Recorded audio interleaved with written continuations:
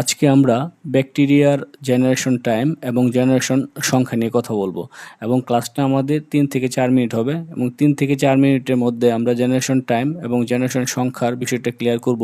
এরই সাথে যে গাণিতিক সমস্যাগুলো আছে এই গাণিতিক সমস্যাগুলো সমাধান করব।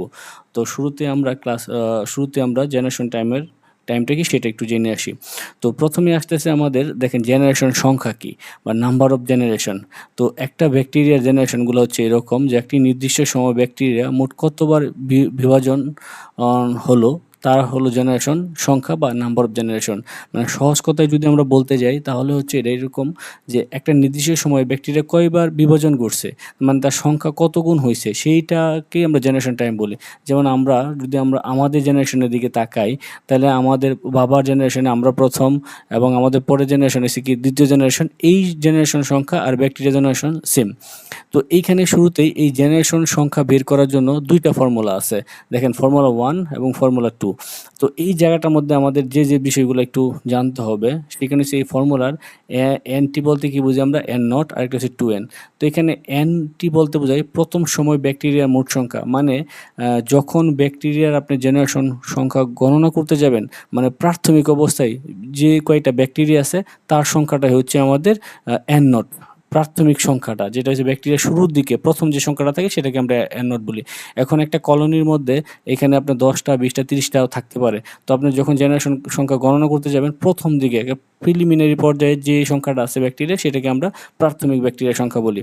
আর এইখানে হচ্ছে অ্যান্টি বলতে বোঝানো হচ্ছে যে সময় পর একটা নির্দিষ্ট সময় পর ব্যাকটেরিয়া জনসংখ্যা কত হলো। তার মানে আমরা যদি বলি যে 5 মিনিট 10 মিনিট 20 মিনিট পরে ব্যাকটেরিয়ার জনসংখ্যা অথবা 1 ঘন্টা পরে ব্যাকটেরিয়া জনসংখ্যা হচ্ছে, তার মানে অ্যান্টি হচ্ছে লাস্ট যে ব্যাকটেরিয়া জনসংখ্যাটা আছে সেটা।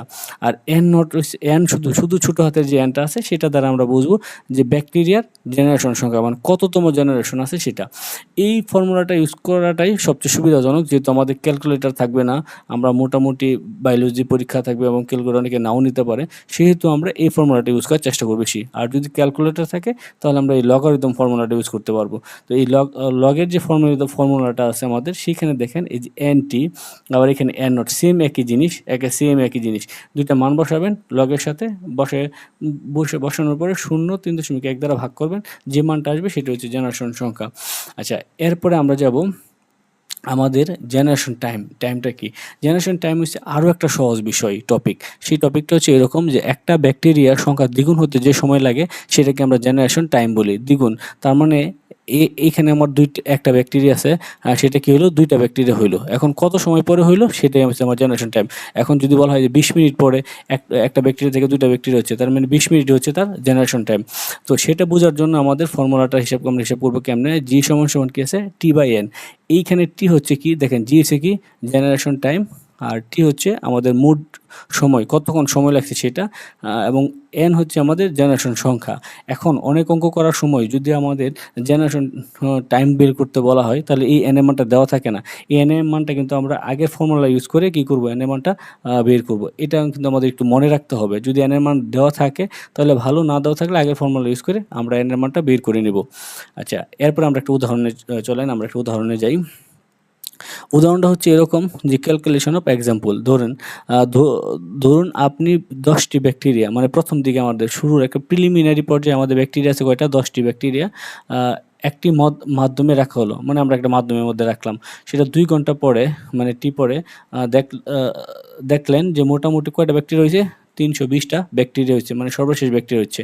এখন আমাদের এইখান থেকে আমরা যদি জেনারেশন সংখ্যা বের করতে বলা হয়, এন এর মান বের করতে বলা হয়, তাহলে আমরা আগে শুরুতে কী করবো, ফর্মুলাটা লিখবো। ফর্মুলার মধ্যে এনটি মানে হচ্ছে আমার সর্বশেষ 320, আর শুরুর দিকে আছেন কয়টা, 10টা, এই হচ্ছে 10টা। আমরা এখন এন এর মান বার করবো। তো এন এর মানটা আমরা বের করে খুবই সহজ পদ্ধতিতে বের করে ফেলতে পারি। আমরা এখানে মানটা বসাইলাম, মান বসানোর পরে 10 আছে, 10 দিয়ে ভাগ করলাম, এখানে 32 আর এখানে এত। এখন 2 এর উপর কত দিলে 5 দিলে কত হয়, 2n হয়। এইখান থেকে 2 বাদ দিয়ে দিলাম, তাহলে থাকলে n সমান কত, 5। তার মানে মোট কয়বার বিভাজন করছে, 5 বার। তার মানে 10 থেকে 320টি ব্যাকটেরিয়া হইতে মোট বিভাজন করছে কয়বার, 5 বার। আর এখন যদি আমরা দেখি জেনারেশন টাইমটা বের করতে বলা হয়, কত সময় লাগছে টোটাল জেনারেশন টাইম, মানে কত সময় সে দ্বিগুণ হয়েছে, সেটা যদি আমরা বের করতে যাই তাহলে আমাদের আগের যে ফর্মুলাটা ছিল জি সমান কি T/n, এখানে টির মান তো আমাদের দেওয়া আছে কত কত ঘন্টা, 2 ঘন্টা। 2 ঘন্টা মানে কি 60 মিনিট গুণ কত 60 মিনিট সমান সমান কত হলো 120 মিনিট। তার মানে টির মান হচ্ছে 120 মিনিট, আর এন এর মান তো আমরা এখান থেকে পাইছিলামই কত 5। এখানে আমরা বসাই দিলাম, টোটালি আমাদের কত 5 বসাইলাম। বসানোর পর যে মানটা হচ্ছে সেটা হচ্ছে আমাদের জেনারেশন সংখ্যা আমাদের টোটালি। এইগুলো আমাদের টোটালি জেনারেশন, যে টোটাল সংখ্যা এবং জেনারেশনে। এরপরে আরও দুইটা আমরা সমাধান দিয়ে দিলাম এখানে, এটা আপনারা একটু কাইন্ডলি বাসায় করবেন, বিষয়গুলো একটু খেয়াল করবেন। তারপরে আমাদের একটু ছোট্ট করে একটা দেওয়া আছে যে ব্যাকটেরিয়া জেনারেশন টাইম কত, কয়েকটা ব্যাকটেরিয়া জেনারেশন টাইম দেওয়া আছে। তবে আমি একটু আপনাদেরকে রিকোয়েস্ট করবো খাতার মধ্যে একটু আপনারা এটা একটু মিলিয়ে নিজে করে প্র্যাকটিস করে একটু মিলিয়ে নেন। তো এইগুলো আমাদের আজকের যে ক্লাসটা ছিল, ছোট্ট পরিসরে একটা ক্লাস বলা যাবে না সেটাকে, সেটা হচ্ছে একটা টপিক নিয়ে আমরা আলোচনা করলাম। ওকে, প্রত্যেকে ভালো থাকবেন।